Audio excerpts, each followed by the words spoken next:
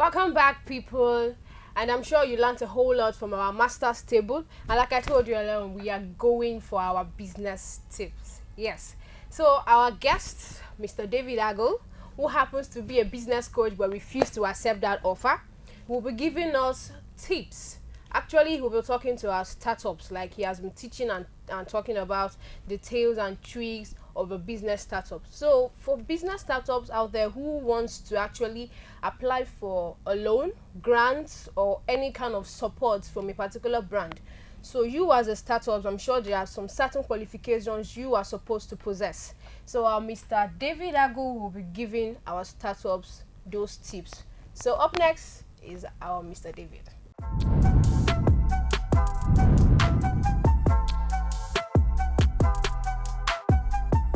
So sir, please, you'll be giving us the tips, those qualifications that a startup is supposed to possess. Please give it to us. Okay, so the issue of raising funds, for startups is the greatest task that every startup owner would have to face in the course of their business, whether be it at the beginning, in the course, in the middle stage of their business, or even at the top stage of their business. Startups are constantly raising funds because you always need more money, no matter how much you have gotten as a business. So to that effect, it's something that has to be carefully done, or else you could keep struggling in the process. So some of the startups who have successfully raised funds, and I'm glad that a lot of fundraising has been happening in Africa, particularly Nigeria, in the last couple of years. In 2020 alone, we've had millions of dollars raised by different startups, although it's been mostly fintech, tech companies or tech startups mostly. We hope to see more of that happen across industries starting from 2021. So yeah, as a startup, you want to raise funds. First thing to consider is how practicable is your business? Okay. What market have you looked at? Does it have a market? Your product has to have a market, a target market that is readily available to consume. Okay. And then it's always harder to raise funds as an idea only, as a startup idea. If idea is all you have, then it's going to take you way harder time to raise funds than if it's something that has already been sampled, has already started. So the first thing I would advise is take it from the idea stage to an existing business stage. All right. It doesn't have to start on an accomplished level. Okay, you don't have to look at the biggest businesses in that industry and where they are. Start somewhere. Start it in a micro level, in a small scale level. So yes, once you have taken that business from a mere idea to an existing business, then you're on your way. So you have started the journey. You have started the journey to fundraising. So having done that, the other thing to look at is the content, the substance of that business. Those who are into digital marketing, they will tell you that content is king. Sure. Content is king in marketing, content is king in digital marketing, but in startup fundraising, substance, content is also king, because your product has to be twice as good to be able to displace those who are already in the market. Because entrepreneurship is full of competition. Yes. And if you're just coming new, what are you bringing to the table? Why should I forfeit this particular product I'm already using or have been using and go for yours? So that means you have to be twice as good. So, and that's what substance is all about. That's what content is all. So your product has to be worth it. If someone purchases your product or patronizes your service once, you have to be confident that they will come back again. And it's the content of your business, of your product, of your service that will determine that. Now, having taken care of the content or the substance, the next is the packaging. Like we always say, your ideas, your wonderful ideas, your smartness could get you a job, but it is your appearance that will first of all get you into the door to even attend an interview in order to get a job. So if you are not well dressed, if you're haggardly dressed, you will not even get through the door in the first place. So you could have the best idea, you could be such a smart and intelligent person. In fact, you could have made double first class and what have you, and you still not even have access to the interview room if you do not, dress in a way that you should be. Yeah. So that's same thing applies to business and to products and to services. So the packaging has to be right. You have to package your business in a way that calls attention. Package your product in a way that, so there are little things that a lot of startup owners ignore. Things like graphics designing, things like social media. On your social media, how does it look? When I visit your social, when someone recommends your business and sends me the handle to your social media pages, when I get there, what do I see? What do I see? How do I see what I see? Most pages comes with spiritual quotes. So packaging also goes as far as that. You have to overhaul your social media pages to ensure that it is inviting and to ensure that it speaks what you want people to hear. All right. So having taken care of your package, because when you are seeking for investment, also these investors or these grant givers would also check you out. When they check you out, would they see a serious person, a serious business, or would they see someone that is confused? Or a business that is confused. You're not telling what you're actually talking about. So you take care of that. The other one has to do with visibility. It's absolutely important that you try as much as possible to make yourself visible in the social space, in the online space. There are so many businesses that are big, so many startups that are already big, doing wonderful things, but because their online visibility is very poor, they are not recognized, they are not noticed. When anyone is talking about funding, no one may remember them. You first think of those ones you've been noticing. And visibility, a lot of times, doesn't cost an arm and a leg. It all depends on the scheme you follow. See, there are a lot of unconventional ways to achieve great results as a startup owner.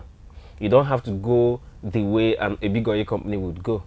If you want social media attention, if you want media visibility, you do not have to call an expert. What do you call them? A consultant, a media consultant. Call on them and start contracting, because first of all, they have to charge you for their services before even getting the job done. So before you are done paying them for their services alone, you have nothing left for the actual media promotions. So you have to learn a lot of unconventional ways to get these things done. You have to build friendships, create friendships with people who have the skills. And if you're able to build friendships with them and relations, that's why first you have to give. You have to be of value. So learn how to add value to people, add value to businesses, add value to people with skills, and in return, you get a lot of things free of charge or at very reduced costs. Okay, so if you've taken care of your online visibility, which is social media presence, website, it's amazing and it's absolutely shocking that in 2020, a lot of startup owners run their businesses without any website, because they still see websites, as a big deal. I don't know how you would be seeing business website as a big deal at this stage. So yeah, so there are a lot of websites you can get. Depends on the kind of website you want. But the basic ones you can get them with very little amount of money. You can even learn to develop, or rather to design yourself. These things are on YouTube and what have you. But very importantly, like I said, if you're able to create the right kind of friendships or relationships, you can get web designers who ordinarily would charge hundreds of thousands to build a website, and these people would charge you a couple of thousands, maybe 20,000, 30,000, and they get a website done for you. So once you have taken care of the visibility issues, then you can begin the process of seeking for funds. And then when you start that process, you have to ensure that your business plan is tight.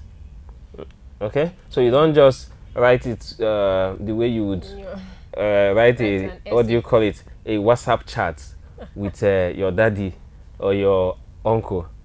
Uncle, I want money. So you have to understand that your business plan, that is your spokesperson. All right.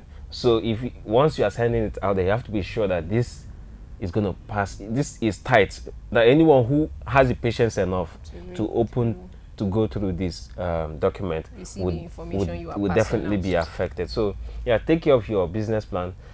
Not everyone is gifted with writing skills or with skills of packaging documents like that. So that's why, again, I said you have to always fall back to friendships and relationships you've created. If you do not have people with those kind of skills in your circle, again, the online offers us a lot of opportunities. If you're able to search well, search through Google, through social media, you will definitely find different options. You have the ones who will charge you heaven and earth to package it for, and you have the ones who will charge you very minimal amount to help you package it. Or you can take your time and learn as much as you can. There are sample documents on Google, sample business plans and what have you. You can download this and follow the guidelines and all of that, and before you know it, you come up with a very fantastic business plan. So if you're able to put this together, then you have a strong tool. You have a very convincing outing when you eventually start taking on fundraising. And again, in fundraising, you also have to be intentional about it. So you can start with family and friends. You can start with people who have already patronized, even customers. There are some businesses that the greatest fund everything they've ever had came from customers. So if you're able to start with those people who already know you, who already believe in you, then it's easy to raise funds. And once you're able to raise the initial funds, it comes with confidence. So confidence is important in business. So if you're able to succeed once, you're already sure you'll succeed again. So start with who you know, start with who knows you and who believes in you, and take it from there. Once you have, like I said, become a bit stable, or you have acquired the necessary confidence, and you have the right team and the right structure. Oh, before I forget, structure is very important.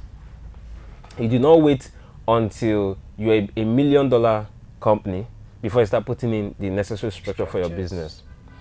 You do not run your business as a one-man business in this century. All right?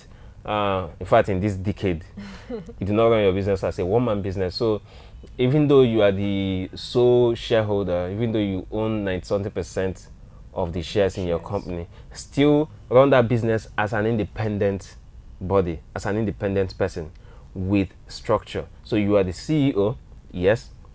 So who is the operations manager? Who is the corporate communications person? Who is this? Who is that? And ensure that you groom those people to be able to, on their own, represent the company well. Who is the financial manager? What do you call it? Who is the accountant and all that? Your accounting, is it that you just spend out of pockets without any form of documentation, any form of bookkeeping, or do you take care of your bookkeeping? Because no investor will invest in a business where the financials are not clear.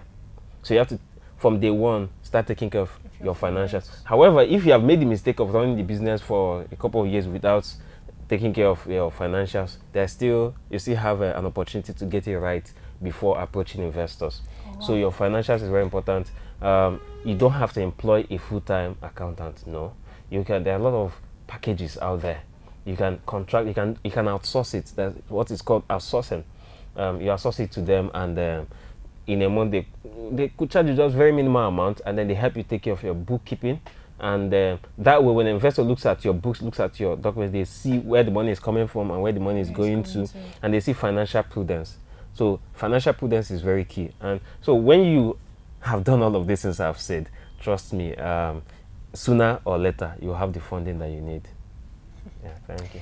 Very fantastic, very amazing. I'm sure our startups out there have learned a whole lot, and I'm sure they'll be very grateful. I hope so. Grateful. I hope so. Very, very grateful for what you did, for the tips you've just given us. And if they call you business coach, please don't be angry. Okay, people, that will be all for today. It's Mind Your Business on Gbedustreet TV, and I am your host with the source. I am Precious Obi, and we had Mr. David Ago, the CEO of the Entrepreneur Africa. Thank you once again, sir, for coming. Thank you, Thank Precious. you for the tips, and thank you for the tricks, because I have been able to put one or two together, and I can tell you that when I want to sell bag, it's just my mouth and the strategy and the packaging. and I will sell my bag to you. There is more, but I'm sure you learn on the field. All right. All right. Thank you so much, people, for staying tuned. And till next time, I remain your girl with the sauce, Precious Obi. And yes, don't forget to also follow us on all our social media platforms and follow us on YouTube, and make sure you subscribe. Thank you, and God bless you. Till next time. Thank you.